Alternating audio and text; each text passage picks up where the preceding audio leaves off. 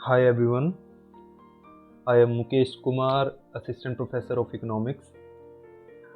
आज के लेक्चर में हम जानेंगे कि मार्केट क्या होती है और मार्केट की स्ट्रक्चरिंग किस प्रकार से होती है, कि कैसे मार्केट वर्क करती है, कौन कौन से फीचर्स होते हैं जो एक मार्केट को दूसरी मार्केट से अलग करते हैं। तो ये सारी चीज़ें हम जानेंगे आज के इस लेक्चर में।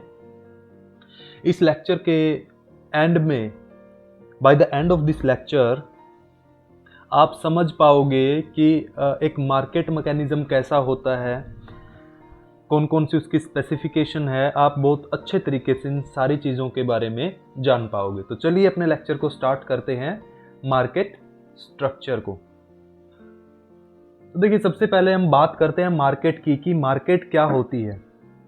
मार्केट, अगर जनरल सेंस में हम देखें तो मार्केट क्या होती है हमारे लिए बच्चों, हमारे लिए मार्केट क्या होती है, अगर इकोनॉमिक्स की भाषा को छोड़कर हम जनरल सेंस में बात करें तो मार्केट एक ऐसा प्लेस होता है हमारे लिए जहाँ पे बहुत सारी शॉप है या बहुत सारी दुकानें हैं, ठीक है, जहाँ पर कोई एक व्यक्ति जाता है, सामान लेके वहाँ से और फिर वापस घर चला जाता है। तो एक ऐसा प्लेस जहाँ से व्यक्ति सेलर से सामान को खरीद के और चला जाता है, तो ऐसी जगह को हम मार्केट बोलते हैं, जैसे जिस जगह से सामान को खरीदते हैं।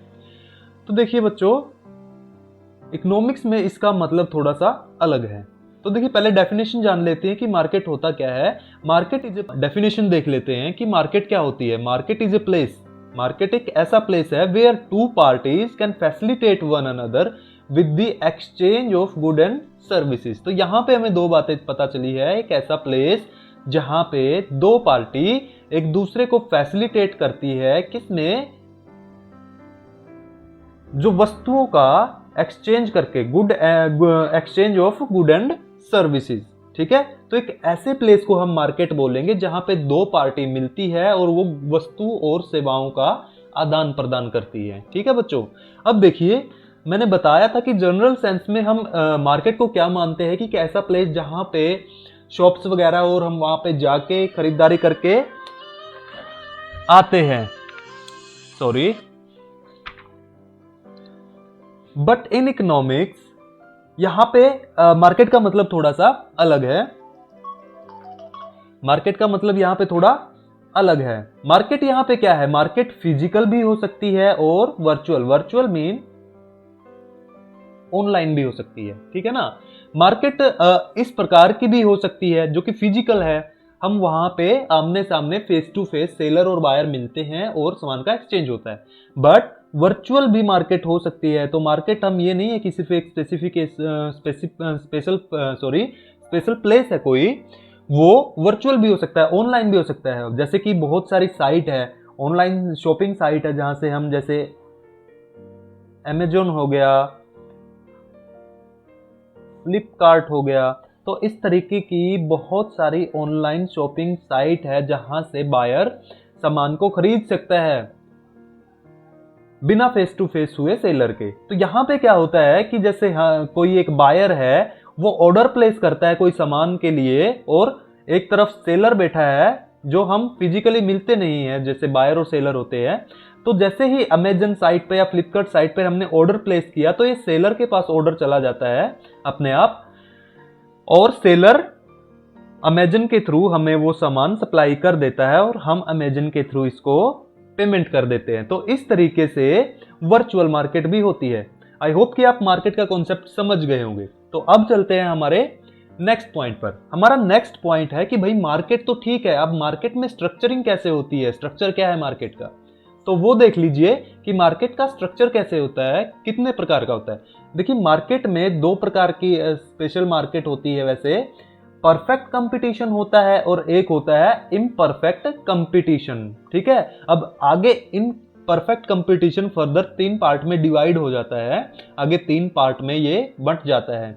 मोनोपोलिस्टिक कंपटीशन, जिसको हम एकाधिकारी प्रतियोगिता बोलते हैं, ओलिगोपोली, अल्पाधिकार, और मोनोपोली। तो इस प्रकार इम्परफेक्ट कंपटीशन के अंदर आपको याद रखना है कि तीन मार्केट आती है, मोनोपोलिस्टिक कंपटीशन, ओलिगोपोली और मोनोपोली। तो ये तीन मार्केट जो है इम्परफेक्ट कंपटीशन के अंदर आती है। एक और मार्केट होती है जो कि ओलिगोपोली का ही एक पार्ट है उसको बोलते हैं हम डिओपोली।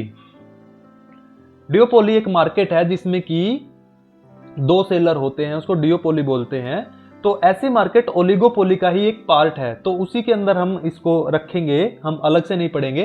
तो देखिए, तो इस प्रकार हमारे पास क्या हो गया, हमारे पास चार मार्केट होगी, perfect competition, monopolistic competition, oligopoly और मोनोपोली। तो ये चार मार्केट होगी। अब हमें आगे क्या करना है, अब हमें आगे चारों मार्केट की स्पेसिफिकेशन देखनी है और ये देखने का प्रयास करेंगे कि कैसे ये चारों मार्केट एक दूसरे से अलग होती है, क्या क्या कारण है, रीजन क्या है कि ये सारी की सारी मार्केट एक दूसरे से अलग है। ठीक है ना, तो जो इनमें चेंजेस है वो देखेंगे। तो इसके लिए मैंने क्या किया है बच्चों, नेक्स्ट पार्ट पे चलते हैं। हमारा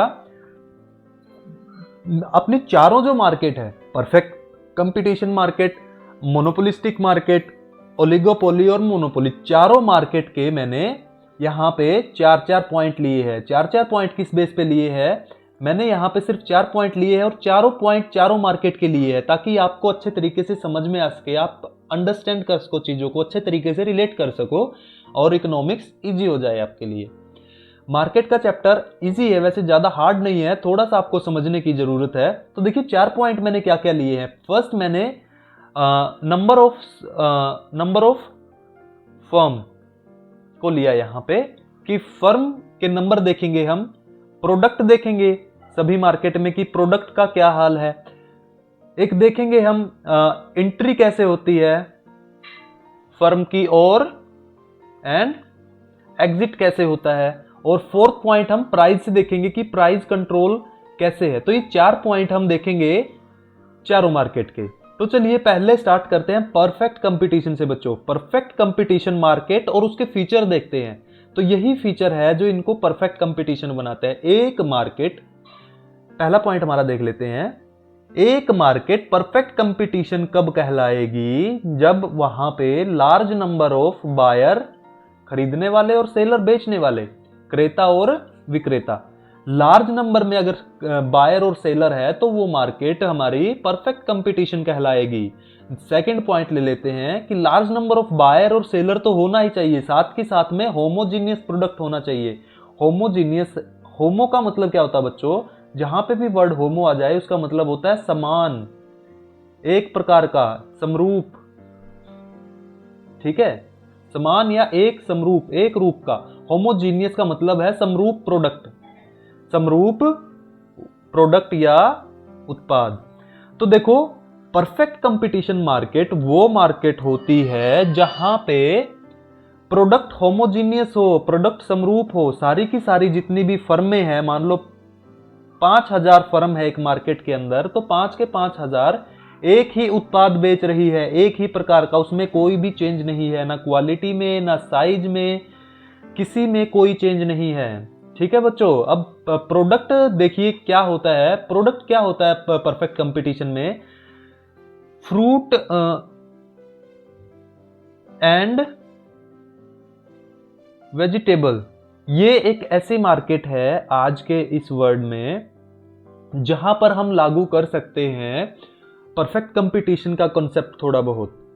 बाकी आज के टाइम में कहीं पर भी हम ज्यादा परफेक्ट कंपटीशन का यूज नहीं कर सकते। तो यही फ्रूट और वेजिटेबल की एक ऐसी, मैं मानता हूं कि मार्केट है जो करीब पड़ती है परफेक्ट कंपटीशन के। ठीक है बच्चों, तो इस तरीके से मान लो बनाना मान लीजिए आप, बनाना मान लीजिए, तो बनाना एक तरीके से, मान लो 5000 बनाना के सेलर है, तो बनाना एक तरीके से हमारा होमोजीनियस प्रोडक्ट हो गया, समरूप उत्पाद हो गया। बनाना एक जैसा ही होता है, तो 5000 के 5000 सेलर क्या बेच रहे हैं, मान लो बनाना बेच रहे हैं। ठीक है, तो इस तरीके से हम देख सकते हैं।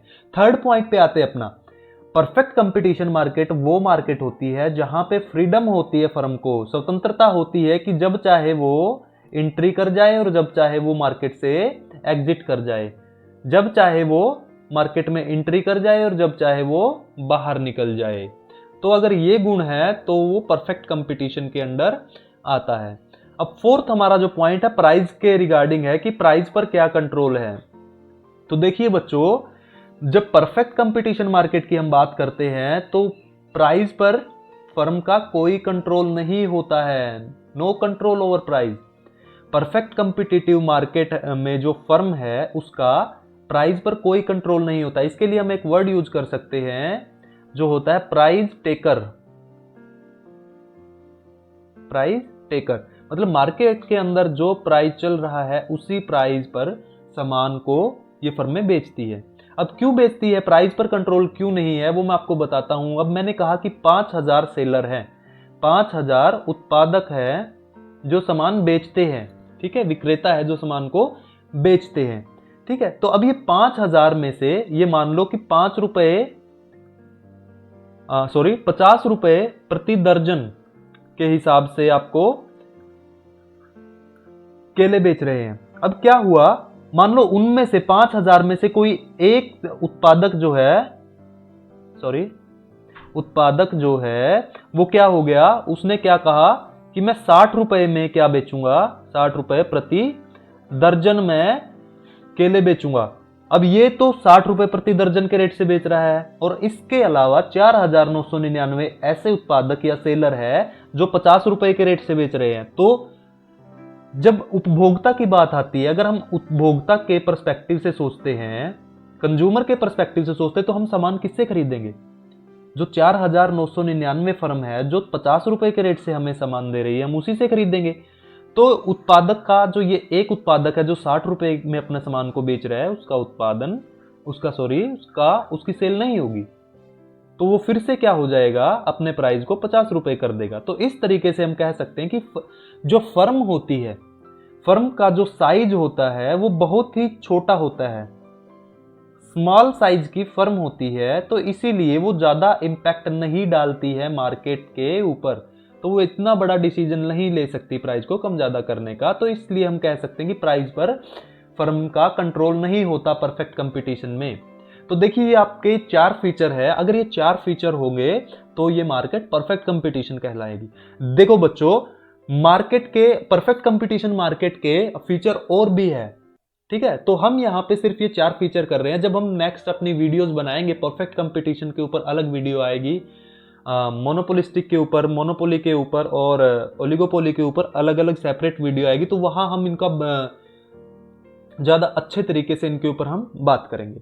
तो अब हम चलते हैं हमारी दूसरी मार्केट के ऊपर, मोनोपोलिस्टिक कंपटीशन। मोनोपोलिस्टिक कंपटीशन, एकाधिकारी प्रतियोगिता। अब ये क्या होती है, ये देखिए बच्चों, पहली स्पेसिफिकेशन, मोनोपोलिस्टिक कंपटीशन कब होगा, जब लार्ज नंबर ऑफ बायर और लार्ज नंबर ऑफ सेलर होंगे। वेट, अब ये क्या हो गया भाई, ये तो इसमें भी था, सॉरी, ये तो परफेक्ट कंपटीशन में भी था, ये तो परफेक्ट कंपटीशन में भी था, ठीक है ना। Large number of buyer perfect competition में भी था, मोनोपोलिस्टिक में भी है, फिर ये मोनोपोलिस्टिक हो गई और वो परफेक्ट कंपटीशन हो गई, ये कैसे? तो इसके लिए हमें चलना होगा हमारे सेकंड पॉइंट पे। सेकंड पॉइंट हमारा क्या है, प्रोडक्ट डिफरेंशिएशन।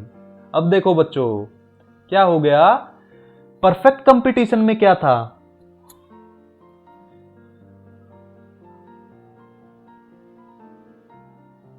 होमोजीनियस प्रोडक्ट था, ठीक है, उसमें क्या था, होमोजीनियस प्रोडक्ट। अब यहां पे क्या हो गया, होमोजीनियस मतलब समान उत्पाद था। अब यहां पे क्या हो गया, जो हमारा प्रोडक्ट है उसके अंदर डिफरेंशिएशन आ गया। डिफरेंशिएशन मतलब उसके अंदर थोड़ा चेंज आ गया। अब प्रोडक्ट डिफरेंशिएशन कैसे होता है, इसका मैं आपको एक एग्जांपल देना चाहूंगा ताकि आप अच्छे तरीके से समझ जाओ। अब मान लो टूथपेस्ट की कोई कंपनी है, टूथपेस्ट की कंपनी है, मान लो 3 कंपनी है,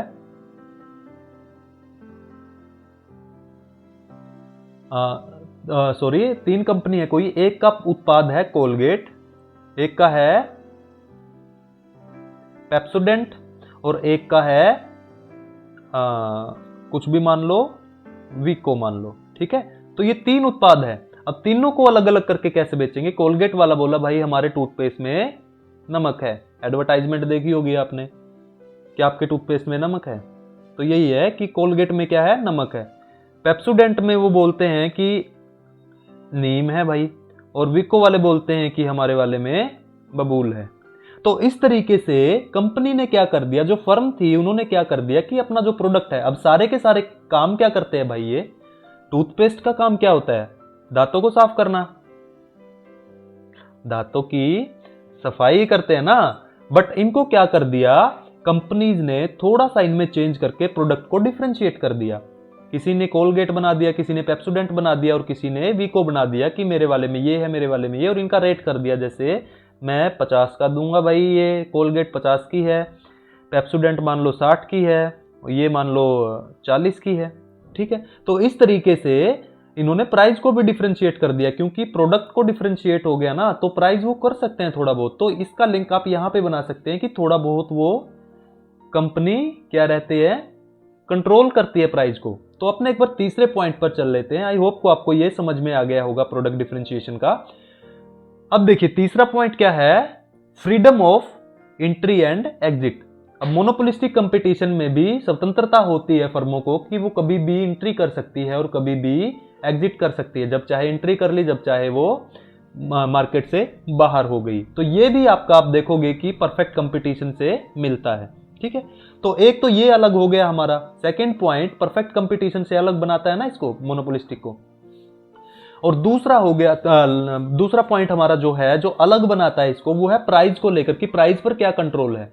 तो मोनोपोलिस्टिक कंपटीशन फर्म क्या करती है, प्राइस पे थोड़ा बहुत कंट्रोल रखती है, ज्यादा नहीं, थोड़ा बहुत कंट्रोल रखती है। वो थोड़ा बहुत कंट्रोल क्यों होता है, वो इस प्रोडक्ट डिफरेंशिएशन के कारण होता है। जैसे मैंने आपको यहां पे बताया कि कोलगेट में नमक है, पेप्सोडेंट में नीम है, विको में बबूल है। तो इस तरीके से कंपनी क्या करती है कि प्रोडक्ट को स्पेसिफाई बना देती है कि हमारे टूथपेस्ट की ये स्पेसिफिकेशन है, तो जिसको नमक वाला टूथपेस्ट चाहिए वो किसके पास जाएंगे, कोलगेट के पास। जिसको ये चाहिए भाई नीम वाला टूथपेस्ट चाहिए, वो किसके पास जाएंगे, पेप्सोडेंट के साथ जाएंगे। जो चाहिए कि हमें तो बबूल का गुण होने चाहिए, तो वो वीको के पास जाएंगे। तो इस तरीके से जो कंज्यूमर होते हैं वो बट जाते हैं। तो प्रोडक्ट डिफरेंशिएशन से प्राइस पर भी थोड़ा बहुत कंपनियां कंट्रोल करती है। तो आई होप कि आपको ये पॉइंट भी समझ में आ गए होंगे। अब हम चलते हैं हमारे तीसरी मार्केट के ऊपर, जो है ओलिगोपोली, अल्पाधिकार, ओलिगोपोली, ठीक है। तो अब यहां पे हम अपना पहला पॉइंट देखते हैं कि क्या है। यहां पे हमारा पहला पॉइंट है फ्यू सेलर। अब देखिए यहां पे क्या चेंज आ गया, पहले दोनों मार्केट हमने पढ़ी, परफेक्ट कंपटीशन मार्केट हमने पढ़ी, मोनोपोलिस्टिक कंपटीशन मार्केट हमने पढ़ी, ठीक है। तो यहां पे क्या था, सेलर लार्ज नंबर में थे, जो सामान को बेचने वाले थे, जो फर्म थी वो लार्ज नंबर में थी, बहुत ज्यादा मात्रा में थी। अब जब ओलिगोपोली मार्केट की हम बात करने लगे तो सेलर क्या हो गए, फ्यू। जिस भी मार्केट में थोड़े से सेलर हो गए, आप ये मान लीजिए कि 2 से लेकर 10 तक, अगर थोड़े से सेलर होंगे तो मार्केट ओलिगोपोली में चली जाएगी। ऐसी मार्केट को हम ओलिगोपोली बोलने लगेंगे। अब दूसरा पॉइंट हमारा क्या आ गया, प्रोडक्ट कैसा है भाई। तो इसमें प्रोडक्ट होमोजीनियस भी हो सकता है और डिफरेंशिएटेड भी हो सकता है, दोनों प्रकार के हो सकते हैं, ठीक है ना। होमोजीनियस भी हो सकता है और डिफरेंशिएट भी हो सकता है, दोनों प्रकार के हमारे प्रोडक्ट हो सकते हैं। एंट्री पे देखते हैं, एंट्री है सम बैरियर टू एंट्री। अब यहां पे क्या हो गया कि थोड़ी सी फर्म है ना, थोड़ी सी फर्म है तो ये मार्केट को कंट्रोल कर सकती है, मार्केट कंट्रोल कर सकती है। मार्केट को कंट्रोल करेगी तो अगर कोई नई फर्म इसमें एंट्री करना चाहेगी तो जो ये फर्में हैं ये इस तरीके से स्ट्रेटजी बनाएंगी कि दूसरी फर्म इंटर ना कर सके, ठीक है। इस तरीके की स्ट्रेटजी बनाने की कोशिश करेंगी, क्योंकि अब अगर दूसरी फर्म यहां पे इंटर करेगी तो इनके प्रॉफिट में और इनके कंज्यूमर जो शेयर है, जो इनके पास कंज्यूमर शेयर है, उसमें क्या हो जाएगा, फिर कमी हो जाएगी। तो ये फर्में पूरी कोशिश करेंगे कि नई फर्म कोई भी इंटर ना करे। तो इस मार्केट में थोड़ा बैरियर होता है नई फर्म के लिए कि वो एंट्री करे, तो उसमें थोड़ा सा उसको प्रॉब्लम का सामना करना पड़ता है। अब प्राइस की बात कर लेते कि प्राइस कंट्रोल में कैसा है। तो यहां पे भी प्राइस में क्या है, प्राइस में थोड़ा सा कंट्रोल रखते हैं ये फर्में। अब कम फर्में हो गई, तो कम फर्में होने के कारण ये प्राइस को कम ज़्यादा कर सकती है, प्राइस में कंट्रोल क्या कर सकती है, ये रख सकती है। तो आई होप आपको ये तीनों मार्केट समझ में आ गई होगी। अब हमारी लास्ट मार्केट की तरफ चलते हैं जिसके बारे में हम पढ़ेंगे, वो है मोनोपोली मार्केट। अब मोनोपोली मार्केट क्या होती है? मोनो का मतलब बच्चों होता है एक, ठीक है। मोनो का मतलब होता है एक या सिंगल। तो देखिए इस मार्केट की पहली स्पेसिफिकेशन क्या है, यहां पे फर्म क्या होती है? सिंगल होती है, सिर्फ एक ही फर्म होती है, एक फर्म होती है, और बायर लार्ज नंबर में होते हैं, ठीक है। तो आप देख रहे हो कि सब जगह किसका खेल है? फर्मों का खेल है। कहीं फर्म ज्यादा हो जाती है, कहीं कम हो जाती है। प्रोडक्ट की बात करते हैं, सिंगल प्रोडक्ट। अब एक फर्म है, सिंगल ही प्रोडक्ट बेचेगी ना, तो एक प्रोडक्ट बेचेगी। अब barrier on entry of new firm. अब यहां पे क्या है? एंट्री के ऊपर देखिए आप, कोई अगर नई फर्म इंटर करना चाहे तो क्या मोनोपोली में इंटर कर सकती है? तो यहां पे बहुत ज्यादा बैरियर होता है भैया, नई फर्म इंटर करने पे बहुत ज्यादा बैरियर होता है। क्यों होता है? अब देखिए कोई सिंगल फर्म है, मान लो इंडिया के कंटेस्ट में अगर मैं आपको बताऊं, इंडिया के कॉन्टेक्स्ट में बताऊं, मान लो इंडियन रेलवे है,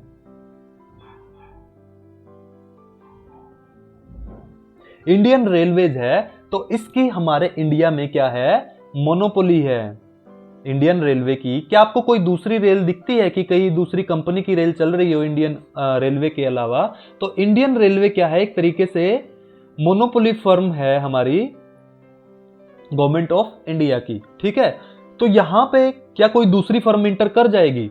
किसी के पास इतने पैसे है ही नहीं कि ऐसा इंफ्रास्ट्रक्चर बना सके, इतना बड़ा इंफ्रास्ट्रक्चर बना सके कि पूरे इंडिया में अपनी रेल चला सके, पहली बात तो, ठीक है। इसके लिए बहुत पैसे चाहिए, तो इसलिए दूसरी फर्म यहां पे एंट्री कर ही नहीं सकती, ठीक है। तो इंडियन रेलवे की मोनोपोली है इंडियन रेलवे सर्विस में, ठीक है।